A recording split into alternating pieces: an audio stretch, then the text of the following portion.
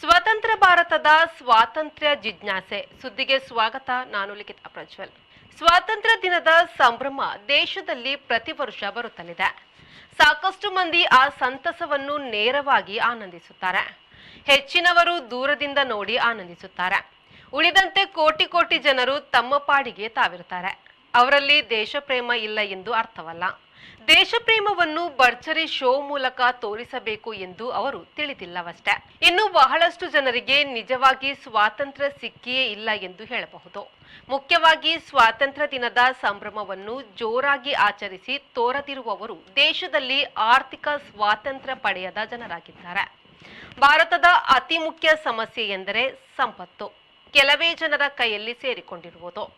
ಬಹುತೇಕರು ಈಗಲೂ ನಿತ್ಯದ ಪಾಡಿಗಾಗಿ ದಿನವೂ ಪಡಿಪಾಟಲು ಪಡುವವರಾಗಿದ್ದಾರೆ.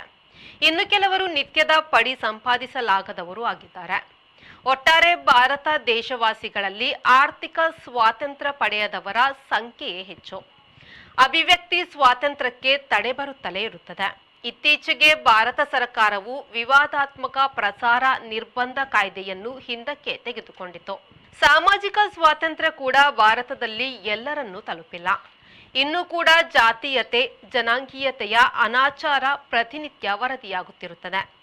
ಸಮಾಜದಲ್ಲಿ ಧಾರ್ಮಿಕ ನೆಲೆಯ ಮೇಲೆ, ಜಾತಿಯ ನೆಲೆಯ ಮೇಲೆ ಮತ್ತು ಸಿರಿತನದ ನೆಲೆಯ ಮೇಲೆ ಸ್ಥಾನಮಾನ ನಿರ್ಣಯವಾಗುವುದು ಇಂದಿಗೂ ಮುಂದುವರೆದಿದೆ.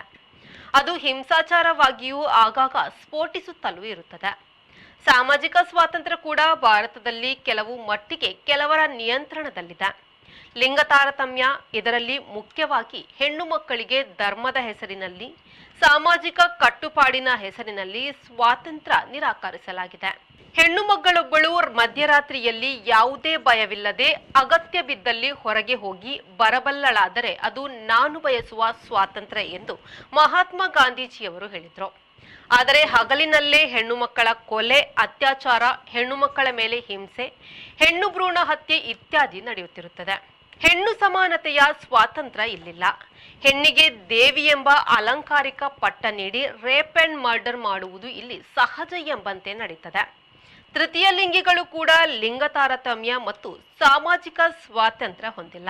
ಆದರೆ ಅವರು ತಮ್ಮದೇ ಸಂಘಟನೆ ಮತ್ತು ನೇರ ಹಣ ಪೀಕುವ ಚರ್ಯೆಯಿಂದಾಗಿ ವಿಶೇಷ ಸ್ವಾತಂತ್ರ್ಯ ಪಡೆದವರಂತೆ ಜೀವಿಸುತ್ತಾರೆ. ಇನ್ನು ರಾಜಕೀಯ ಸ್ವಾತಂತ್ರ್ಯ, ಮೇಲ್ನೋಟಕ್ಕೆ ಇದು ಭಾರತೀಯರಿಗೆ ಧಾರಾಳವಾಗಿಯೇ ಇದೆ. ಆದರೆ ಮತದಾರರ ಪಟ್ಟಿಯಲ್ಲಿ ಕೈಯಾಡಿಸುವುದು, ಕಳ್ಳ ಮತದಾನ, ಮತ ಹಾಕದಂತೆ ತಡೆಯುವುದು, ಬೆದರಿಕೆ ಇತ್ಯಾದಿ ದಾರಿಯಲ್ಲಿ ದುರ್ಬಲರು ಮತ ಹಾಕದಂತೆ ತಡೆಯಲಾಗುತ್ತದೆ. ರಾಜಕೀಯ ಅಧಿಕಾರವು ವಂಶ ಪಾರಂಪರ್ಯದ ರೀತಿ ವರ್ಗಾವಣೆಯಾಗುತ್ತಿದೆ. ಮತದಾರರ ಖರೀದಿ ಇಲ್ಲವೇ ಅದರ ಮಾರಾಟ. ಇತ್ತೀಚಿನ ವರ್ಷಗಳಲ್ಲಿ ಮತಯಂತ್ರಗಳ ಮೂಲಕ ವಂಚನೆಯ ಗುಲ್ಲು ಎಂದು ರಾಜಕೀಯ ಸ್ವಾತಂತ್ರ್ಯ ನಿಜವಾಗಿ ಭಾರತದ ಎಲ್ಲರಿಗೂ ದಕ್ಕಿಲ್ಲ ಎನ್ನುವುದು ಸತ್ಯವಾಗಿದೆ. ಇತ್ತೀಚಿನ ವರ್ಷಗಳಲ್ಲಿ ಮತಯಂತ್ರಗಳ ಮೂಲಕ ವಂಚನೆಯ ಗುಲ್ಲು ಎಂದು ರಾಜಕೀಯ ಸ್ವಾತಂತ್ರ್ಯ ನಿಜವಾಗಿ ಭಾರತದ ಎಲ್ಲರಿಗೂ ದಕ್ಕಿಲ್ಲ ಎನ್ನುವುದು ಸತ್ಯವಾಗಿದೆ. ಧಾರ್ಮಿಕ ಸ್ವಾತಂತ್ರ್ಯದ ಬಗೆಗೆ ಕೇಳುವುದೇ ಬೇಡ. ಎಲ್ಲ ಧರ್ಮಗಳ ಪುರೋಹಿತಶಾಹಿ ತಮ್ಮದೇ ಕೋಟೆ ಕಟ್ಟುಕೊಂಡಿದೆ. ಹಿಂದೂ ವೈದಿಕ ತಿಕ್ಕಾಟದಲ್ಲಂತೂ ಅಜ್ಞಾನಿ, ಅನರ್ಹನು ಕೂಡ ಬಹುಜನರ ಮೇಲೆ ಸವಾರಿ ಮಾಡಬಲ್ಲ. ಕೆಲವು ಧಾರ್ಮಿಕ ವಿಧಿಗಳನ್ನು ನಡೆಸಲು ಹೆಂಗಸರಿಗೆ, ಶೂದ್ರರಿಗೆ, ಪಂಚಮರಿಗೆ ಅವಕಾಶ ನೀಡುವುದಿಲ್ಲ. ಕೆಲವರ ಧಾರ್ಮಿಕ ಹಿಡಿತವು ದೇಶದ ಎಲ್ಲರೂ ಧಾರ್ಮಿಕ ಸ್ವಾತಂತ್ರ್ಯ ಹೊಂದಲು ಅನುಮತಿಸುವುದಿಲ್ಲ. ಇವು ಒಂದು ಕಡೆ ಇದ್ದರೆ, ಪ್ರತಿ ವರ್ಷ ಸ್ವಾತಂತ್ರ್ಯ ದಿನವನ್ನು ಒಕ್ಕೂಟ ಸರ್ಕಾರ ಮತ್ತು ರಾಜ್ಯ ಸರ್ಕಾರಗಳು ಜೋರಾಗಿ ಆಚರಿಸುತ್ತವೆ.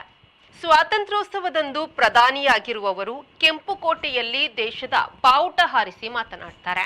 ಹಾಲಿ ಪ್ರಧಾನಿ ಮೋದಿಯವರು 11ನೇ ಬಾರಿ ಆ ಕರ್ತವ್ಯ ನಿರ್ವಹಿಸಿದ್ರು. ಕೆಂಪುಕೋಟೆಯು ಮೊಘಲ್ ದೊರೆಗಳ ದಿಲ್ಲಿಯ ಕೋಟೆ ಮನೆಯಾಗಿತ್ತು.